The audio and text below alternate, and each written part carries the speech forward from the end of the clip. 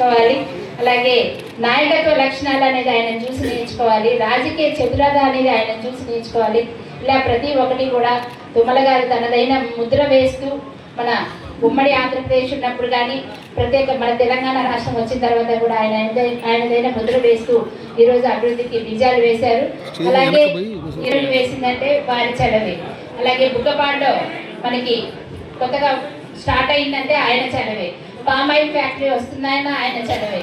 ఇలా ప్రతి ఒక్కటి కూడా ఆయన మన రైతులకు ఎలా చేయాలి, మన ప్రజలకు ఎలా చేయాలి అనేది ఆలోచిస్తూ ఈరోజు చేస్తున్నందుకు ఆయనకు ప్రత్యేకంగా ధన్యవాదాలు తెలియజేసుకుంటూ ఆయన నిండు నూరేళ్ళు ఆయురారోగ్యాలతో సుఖ సంతోషాలతో ఉండాలని, అలాగే వారి కుటుంబ సభ్యులందరికీ కూడా దేవుడు మంచి సుఖ సంతోషాలు ఇవ్వాలి అనేసి మనస్ఫూర్తిగా కోరుకుంటూ, అలాగే మరి మనకు మన పొంగులేటి శ్రీనివాసరెడ్డి గారు మన గృహ నిర్మాణ రెవెన్యూ శాఖ మంత్రులు ఇప్పటికీ మనకి 3,500 ఇళ్ళు మొదటి విడతగా ఇచ్చారు.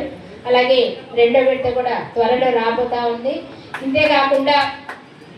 ఇంతేకాకుండా రెవెన్యూ సదస్సులు పెట్టి భూభారతి చట్టం తీసుకొచ్చి మరి మొత్తం అన్ని పరిష్కారం అవడానికి కూడా ఎంతో కృషి చేస్తున్నారు. వారికి అలాగే మన ఉప ముఖ్యమంత్రి వర్యులు భట్టి గారికి కూడా ప్రత్యేకంగా ధన్యవాదాలు తెలియజేసుకుంటూ మరి ఒక్కసారి అందరికీ ఇక్కడికి విచ్చేసిన ప్రతి ఒక్కరికి పేరు పేరున ధన్యవాదాలు తెలియజేసుకుంటున్నాను.